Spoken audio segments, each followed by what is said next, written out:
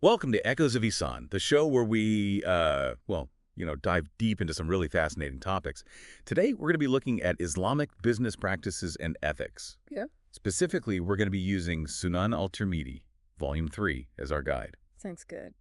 It's almost like, having this cheat sheet for ethical business practices. Yeah, rooted in centuries of Islamic teachings. Yeah, exactly. It's like, tapping into this ancient wisdom to help us navigate the complexities of business today. Absolutely. It's like having a wise mentor sort of showing us the way, Like, how do we actually apply these timeless principles to the problems that we're facing now? Yeah. So I guess before we get into specific scenarios and stuff, maybe we should define some terms. Yeah, I think that's a great idea. It's like learning the language of ethical business, right? Yeah.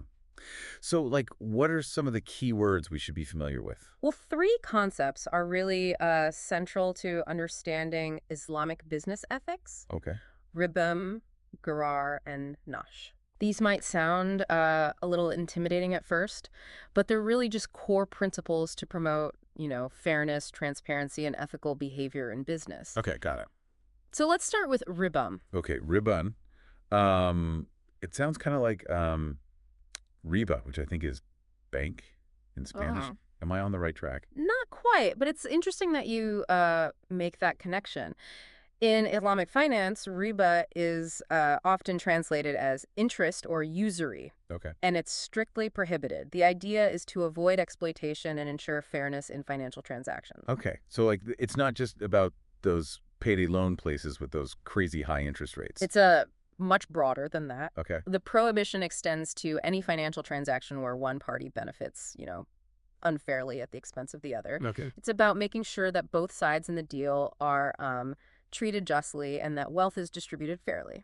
So, if I'm understanding this correctly, riba is like charging someone rent on money that you lent them? Like, it's not even really yours anymore, so why are you making a profit from it? That's a great analogy. Riban is about making sure that financial transactions are based on, genuine economic activity, mutual benefit, Okay. not just the accumulation of wealth through, exploitative lending practices. Got it.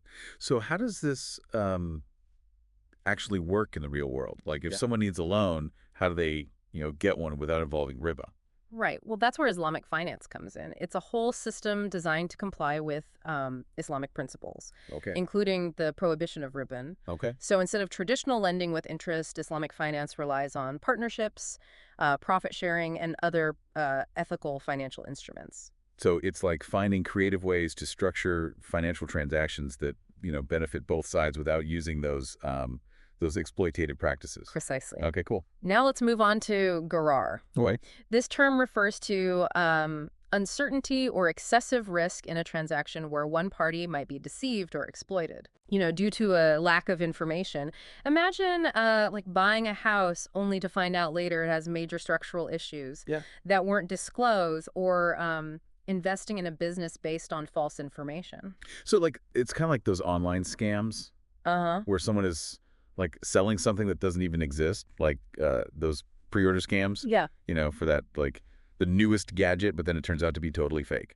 That's a great example. The idea is to eliminate, to minimize risk, and ensure that all parties in a transaction have access to accurate and complete information. Okay. So that they can make informed decisions. So garar is all about transparency and honesty. Exactly. And that's why contracts are so important in Islamic business practices. Okay. They help minimize garar by clearly outlining the terms of the agreement, making sure both parties understand, their rights and obligations. Right. So contracts were like that safety net. Yeah. Right? For both sides. So they help, build trust and avoid those messy situations where someone feels like they got cheated. Exactly.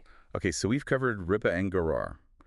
What about nash? Okay. What's that one all about? Nash refers to artificially inflating the price of an item through, deceptive practices. Imagine going to an auction and you see someone bidding on their own item to drive the price up. Oh, wow. or spreading rumors about an item's scarcity to, make it seem more valuable. It's about creating this false sense of demand that ultimately harms the buyer. So it's like those fake online reviews Uh-huh. that try to make a product seem way more popular or, better than it actually is. Exactly. And Nosh is condemned in Islamic business ethics because it undermines trust and fairness in the marketplace. Right. So it's not just about, being honest in your own dealings, but also about like protecting others from being tricked. Precisely. These three concepts, riba, gharar, and nosh, they form the foundation of ethical business practices in Islam. And it's a commitment to fairness, transparency, and honesty. And the thing is, these principles are just as relevant today as they were centuries ago. It's like, yeah, they're like timeless wisdom for business, right? Yeah, absolutely. Okay. Well, now that we have a good grasp of those core concepts, maybe we can look at how they play out in specific business situations. Yes. I think Sunan al Tirmidhi gives us a lot of guidance on how to apply these principles in real-world situations. Perfect. I'm excited to see, how this actually works. Let's dive in. Okay, welcome back. It's really kind of amazing how these seemingly simple concepts, ribam, garar, and nash, they actually cover a huge range of ethical dilemmas in business. Yeah. But I was thinking, like, it goes beyond that, right? Right. It's not just about avoiding, like, the bad stuff, but also, like, actually doing good. Exactly. That's a great point. And that's really what sets Islamic teachings apart, It's not just about avoiding unethical practices. It's about looking for opportunities to make a positive impact, Right. on the world around us. Yeah. So it's like we're taking those ethical building blocks that we were talking about, and we're like actively building something with them. Exactly. Something positive, Yeah. that benefits everyone. In Islam, business isn't just about, maximizing profit. It's viewed as an opportunity to contribute to the well-being of society. Right. And Sunan al Tirmidhi gives some really interesting examples of how this works in practice. So, for example, let's talk about selling goods before you actually possess them. Okay. So that sounds a bit tricky. Wouldn't that like automatically be gharar? It could. That uncertainty factor that we talked about. It definitely could, and that's why this practice is treated really carefully in Islamic teachings. Okay. There are certain situations where it's allowed, as long as there are safeguards in place. Chapter 56 of Sunan al Tirmidhi talks about this. It emphasizes transparency and, clear communication. So it's kind of like pre-ordering something online, right? Like, Yeah. there's always that risk that the product won't be available or won't be as good as you thought it would be. Yeah. But as long as the seller's honest about those risks and the buyer knows what they're getting into, then it's okay. Exactly. It's all about managing expectations and making sure both sides are fully informed. But here's where it gets really interesting. Chapter 57 talks about this concept of selling over the sale of one's brother, which basically means you can't, swoop in and outbid someone who already has a deal in place. Wow, that's really interesting. So it's not just about like not being deceptive yourself, but also respecting, those agreements that already exist. Exactly. And like encouraging fairness between businesses. Right. It's about recognizing that our actions affect other people, and ethical business is about more than just making the most profit for yourself. Yeah. It's about building a marketplace where trust and mutual respect are really important. It's like a more community-minded way of doing business. Exactly. Everyone's looking out for each other, not just trying to get ahead no matter what. Right. Now, Sunan al Tirmidhi also gets into some very specific situations that have to do with bartering and trading, Yeah. which was, common back then. So, for instance, Chapter 21 talks about whether it's okay to barter animals on credit. Okay. And this brings up some interesting questions about, the role of debt in Islamic business. Yeah, debt is a big deal even today. It's Yeah. so easy to get stuck in that cycle of borrowing and paying back. Yeah. It can feel like you can never get out. Absolutely. While Islam doesn't say that debt is, absolutely forbidden, it really stresses the importance of borrowing and lending responsibly. Okay. And this hadith about bartering animals on credit shows how there can be disagreements or uncertainty when, the value of the goods might change over time. So it's kind of like those adjustable rate mortgages that seemed like a good deal at first, Right. but then ended up causing like so many problems. Yeah. It's a reminder that even when you have debt involved, you need to have things be clear and transparent. Yeah, for sure. Both sides need to understand the terms, the risks, and what could happen. Right. So it's about protecting, both the lender and the borrower from ending up in a bad situation later on. Exactly. Now, another interesting scenario that Sunan al Tirmidhi talks about is about exchanging things like wheat. Okay. So, chapter 23 talks about how it's disliked to have an increase in quantity when you're exchanging wheat for wheat. Wait, so if I'm trading a bag of wheat for another bag of wheat, what's wrong with one bag being bigger? Wouldn't that just be, a better deal for the person who gets the bigger bag? That's where the idea of fairness and avoiding exploitation comes in. Okay. The idea is that when you're exchanging the same thing, the quantities should be equal to make sure it's a fair and balanced trade. Oh, I see. So it's about making sure that that no one is taking advantage of the situation, especially if there's like a shortage or something. Exactly. This principle shows how important it is to have fair trading practices where both sides get a fair value for their goods. Right. It's about preventing price manipulation and making sure everyone can get those essential goods. Yeah. It's amazing how these old teachings are dealing with problems that we still see today. It really is. Like there's so much speculation and price gouging going on in markets today, and it's clear that these ethical ideas are really needed. Absolutely. These teachings give us this framework for behaving ethically. It goes beyond time and place, and it Yeah. guides us towards, a fairer and more just marketplace. Okay, so we talked about pre-ordering stuff, respecting existing deals, responsible lending, and fair trade practices. What else? What else can we learn from Sunan al Tirmidhi? Well, one area that's really relevant to, modern business is this concept of buyer and seller rights. Chapter 27 of Sunan al Tirmidhi goes into this. It talks about the right of both parties to rethink a deal. Within a certain time frame, as long as certain conditions are met. This is called khiyar. So it's like a cooling off period where you can back out if you change your mind. Exactly. But wouldn't that just create like uncertainty and complicate business? It does it does make things more complex, but it's actually meant to build trust and fairness. Okay.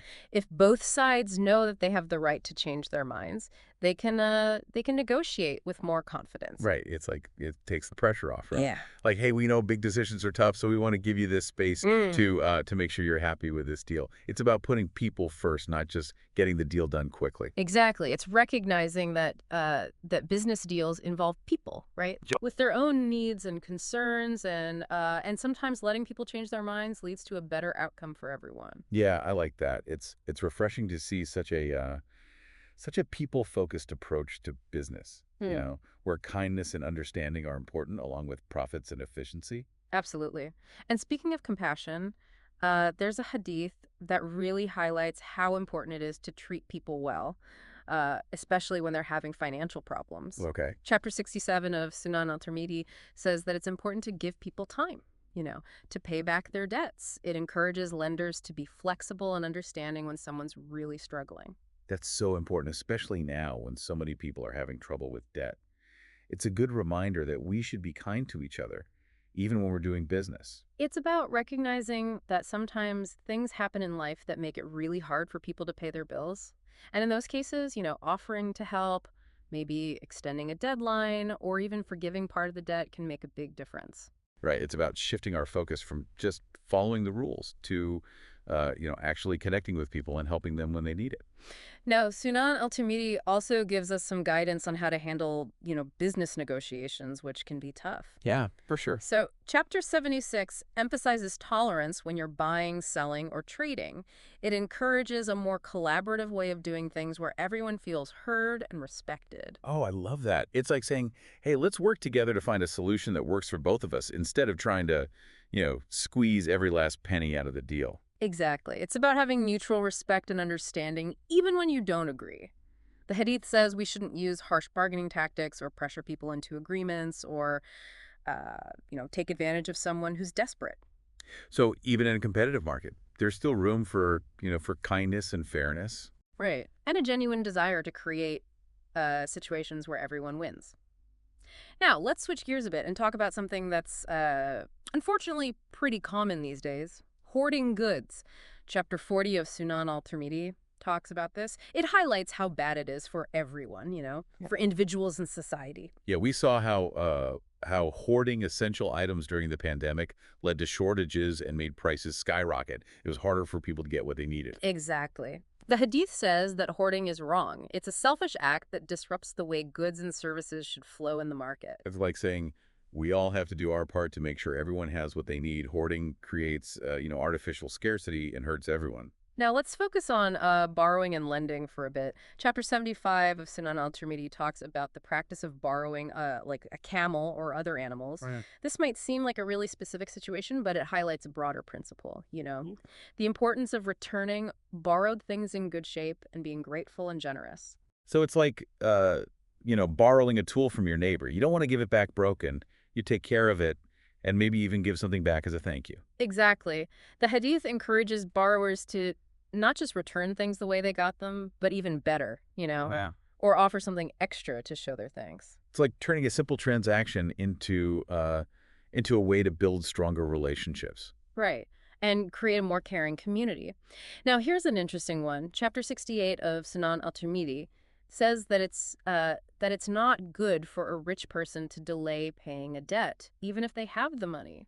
That's interesting. I can see how delaying payment, even if it's just for convenience, could really hurt the person who is owed the money. Exactly. The Hadith understands that delaying payment can mess up someone's finances.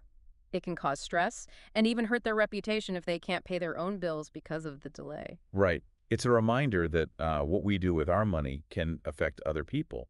Even if we have the money to pay, delaying it can be unfair. It's about acting with integrity and realizing that our financial power shouldn't be used to take advantage of others. It's about showing respect and consideration, even when it comes to debt. Wow.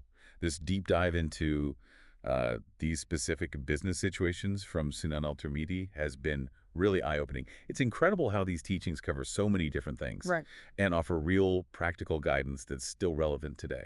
It's pretty remarkable how these principles, based on Islamic teachings, really line up with modern ethical business practices. Yeah. They emphasize how important fairness, transparency, compassion, and social responsibility are in everything we do. It's clear that these teachings aren't just about following rules, but about developing a mindset of Ihsan, right? Striving for excellence and good conduct in every part of our lives, including business. And as we've seen, these principles aren't limited to a specific time or place. Yeah. They give us this timeless framework for ethical behavior that can help us navigate the complexities of business today. This has been a really incredible deep dive. But before we wrap up, there's one more really interesting area I want to explore: the role of intention and sincerity in Islamic business practices. We'll be back after a short break to delve into this really important aspect. It's really interesting, as we've been talking about these Islamic business principles from Sunan al Tirmidhi, I've noticed something. They're not just about, avoiding doing bad stuff. It's like there's this push to actually make the world better through business. You've hit on something really important there. It's really at the core of what makes Islamic business ethics unique. Yeah. It's not just about, avoiding those unethical practices. It's about actively looking for ways to have a good impact on the world around us. So it's like we're not just playing defense, right? We're not just trying to avoid doing the wrong thing. We're actually trying to do good. Exactly. Islamic teachings encourage us to think of business as a tool for good, a way to help others and make the world a better, more just and caring place. And, it's interesting. This idea is all over Sunan al Tirmidhi. We see it in the idea of giving people a break when they're having trouble paying back debts, like we talked about before. Right. Chapter 67, it's not just about, not being a predatory lender. It's about actually helping people who are having a hard time financially, recognizing that our money decisions can really affect other people, and we have a responsibility to use what we have to help others. That's right. And that sense of responsibility goes beyond just our immediate business dealings. Islamic teachings really stress the importance of zakat, giving alms. It's about sharing our wealth with those in need and understanding that true prosperity isn't just about how much money you have, but also about your spiritual well-being and how you contribute to society. It's like saying, look, success isn't just about how much money you make.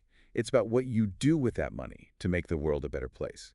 It's about understanding that we're all connected and our actions can either lift people up or hurt them. Exactly. And another great example of this proactive way of doing good is in chapter 76. It encourages tolerance and understanding in business negotiations. It's about moving away from that I win, you lose attitude and towards an approach where everyone benefits. Understanding that working together and compromising can lead to better and more ethical business results. Yeah, it's like saying, hey, let's try to find a solution that works for everyone instead of just trying to outsmart each other or get as much as possible out of the deal. It's about creating a fairer and more harmonious marketplace where everyone feels like they matter and are treated with respect. Exactly. It's realizing that even in a competitive setting, there's still space for kindness, fairness, and a real desire to see everyone succeed. And this idea of actively seeking ways to do good can take many forms. It could be as simple as giving a discount to a customer who's having financial troubles, mentoring a new business owner, or using your business to speak up for social justice. It's about seeing business as more than just a way to make money. It's a way to show your values, your compassion, and your commitment to making the world a better place. And the impact of those actions can be really powerful. Absolutely. When we approach business with this mindset, we're creating more than just financial wealth. We're creating social wealth. We're building trust, strengthening our communities, and working towards a world that's more just and caring.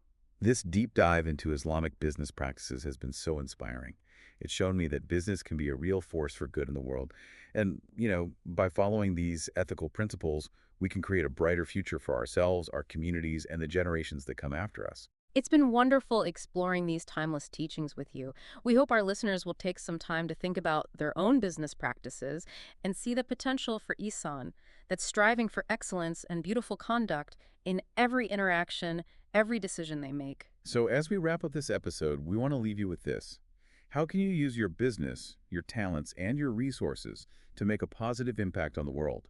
What steps can you take to create a more ethical, compassionate, and just marketplace? The change starts with each of us, and together we can create a business world that reflects our best values. Thank you for joining us for this deep dive into Islamic business ethics. We'll be back soon with more fascinating topics and insightful discussions. Until then, keep striving for excellence, keep looking for ways to do good, and keep the conversation going.